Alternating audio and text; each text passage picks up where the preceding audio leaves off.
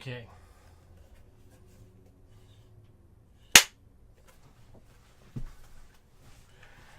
So, welcome back to another episode of Meeple Empire. I'm JR, this is Palmer. Pardon me, I'm a little under the weather, but we wanted to come back and, do our weekly shtick. Freaking Mike Tyson's Punch-Out over here. No, I hear you run over stationary things with your car, so I'm trying to make sure I'm always moving, so...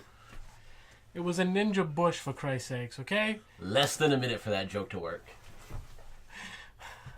Went to the bank, the bush jumped out, it hit my mirror. I had nothing to do with it. Sure.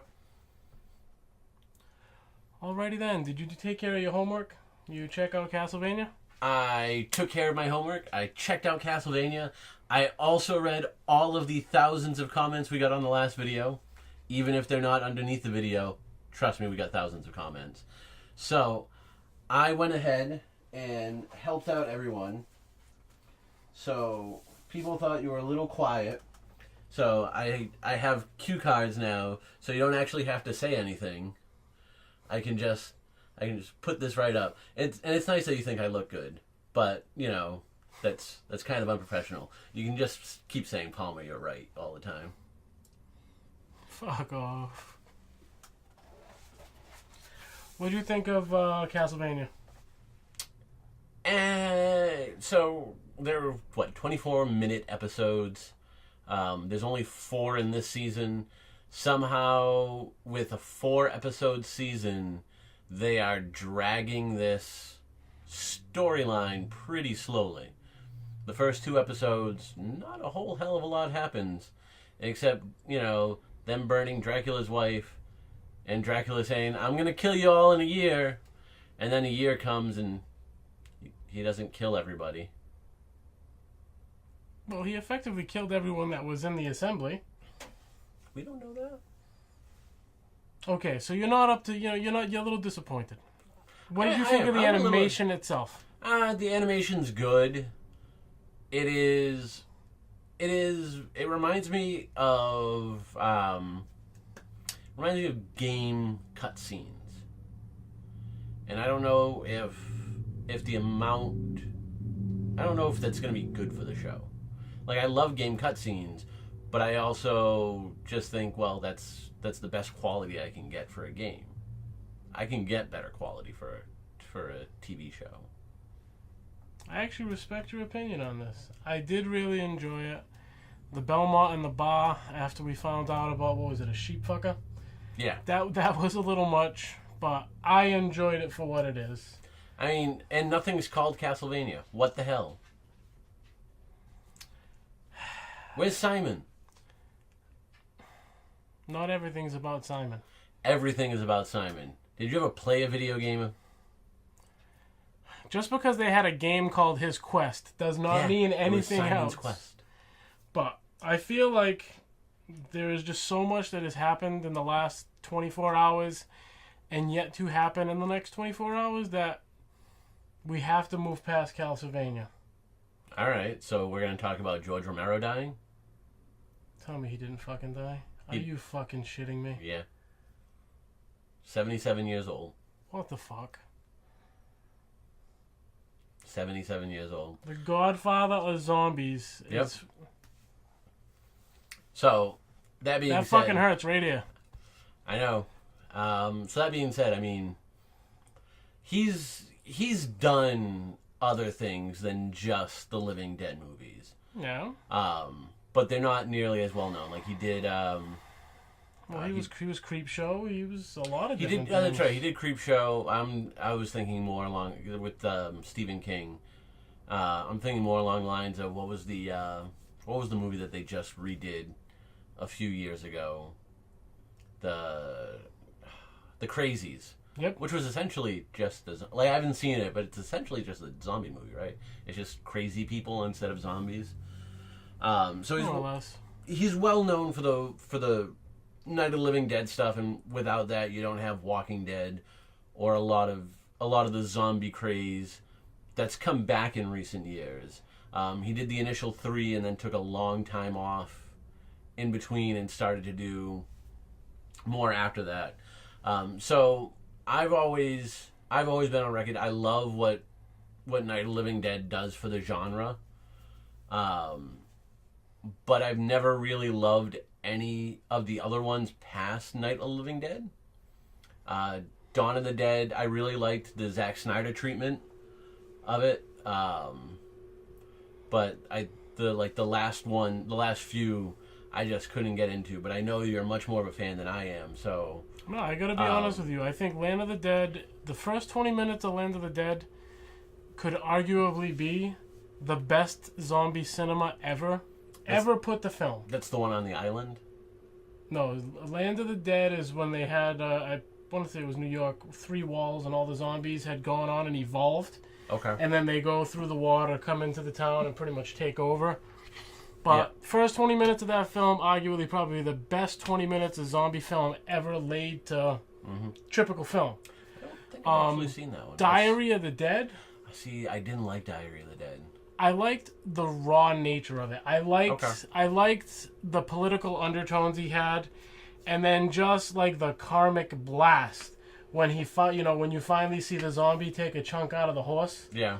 Like there was just so much. It was like so much deeper on that. Okay. Going back and you know the zombie hanging from the tree, just this. It was so much deeper than just your regular zombie film. I will say, even though like I really dislike Diary of the Dead, but I really dislike Diary of the Dead on story purposes.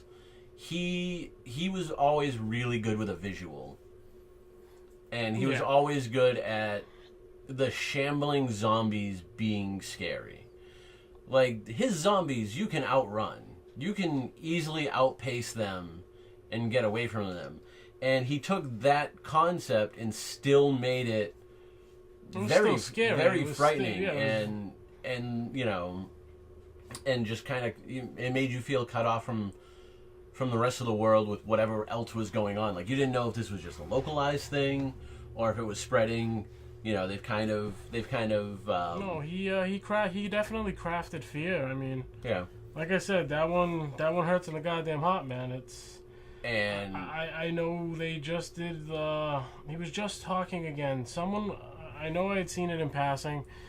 They were talking, you know, about his hardships now with getting funding and how The Walking Dead has really made it hard for him.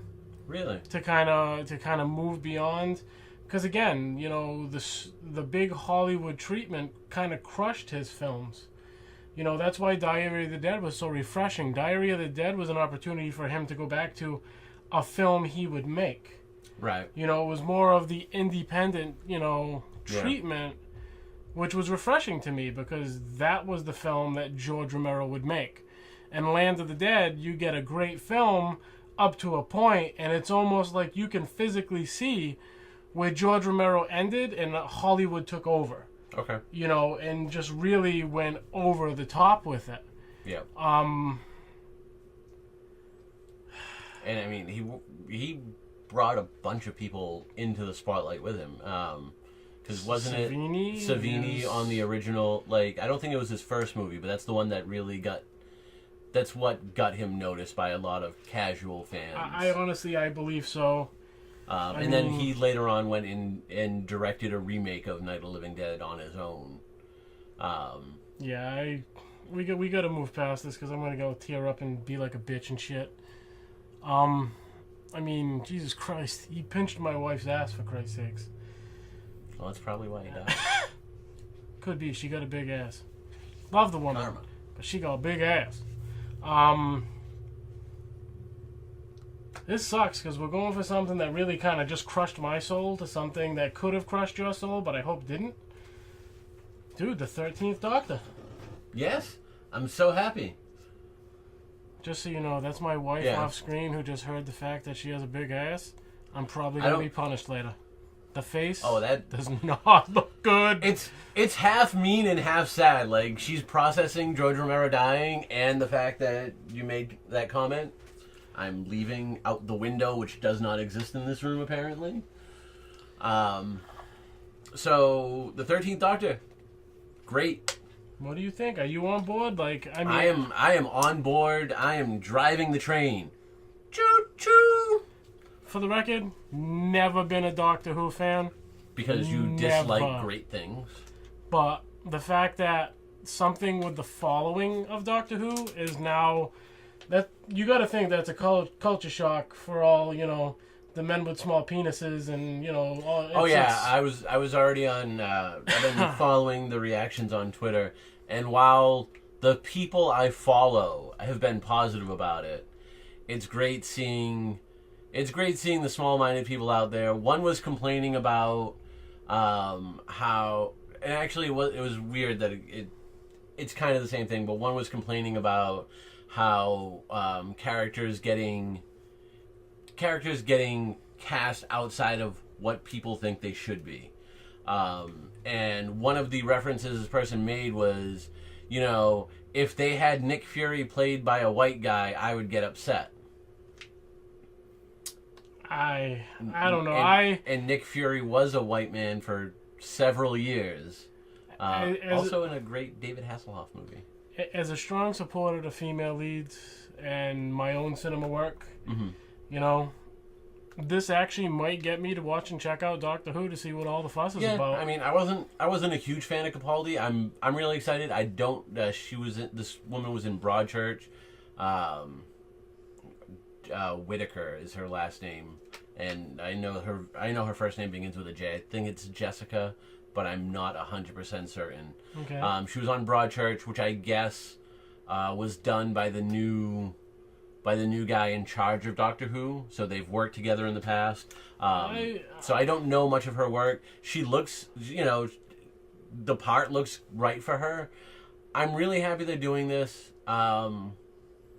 And I really like that it's done, and at the same time, it's weird because I want to celebrate it and I want to say that it's great that Doctor Who is finally a woman, but at the same time, I also want to treat it like it's just another Doctor, because I feel like that's what it should feel like.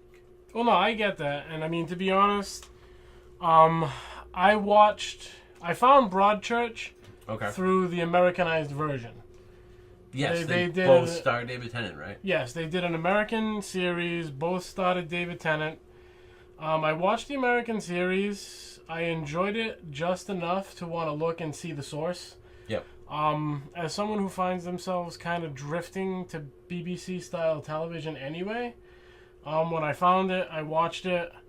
I do feel that David Tennant gave a better performance in the American stuff, but I think that I really enjoyed the shit out of Broadchurch. I heard they're actually doing a third season of it, I believe, and I don't know where they're going to go with it, but I'm looking forward to that. I mean, again, like I said, I just, guys with little dicks. Yeah. The world is not over just because we have a female doctor. And this is coming from someone who could give a shit about Doctor Who. But you know what? It is what it is. We wouldn't be here without him. Get over yourselves. I mean, please! Starfleet had a female captain back in the 90s. I don't know. The second that I actually heard it, I was driving around with Ashlyn this afternoon after. Yep. The bush jumped out at me, for Christ's sakes. Nope.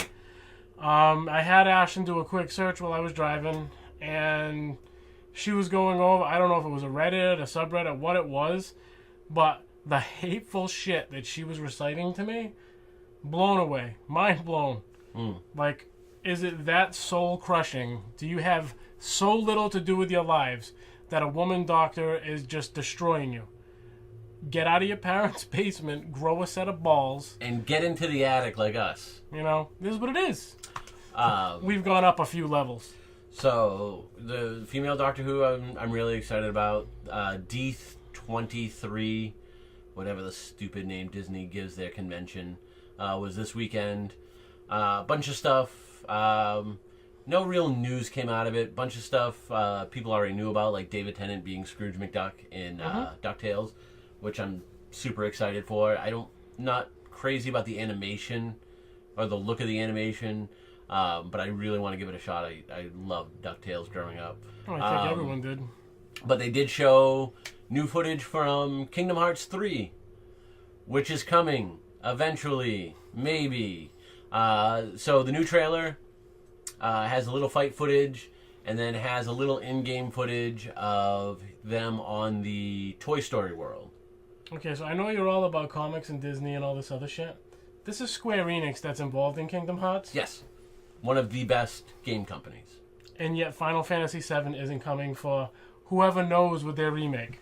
Well, to be fair, Final Fantasy VII was like Final Fantasies ago. I will straight punch Let's you. all move on with our lives. Anywho. I'm looking forward to the next Final Fantasy. I don't need to go backwards. Tonight is Game of Thrones, so I have to kick this guy out. Thank you guys for watching Meeple Empire. We will see you next week with a bigger slate. I'm JR signing out, saying thank you for watching. Comment, rate, subscribe. And this guy isn't always right. I'm always right. Rest in peace, Mr. Romero. Catch you guys later.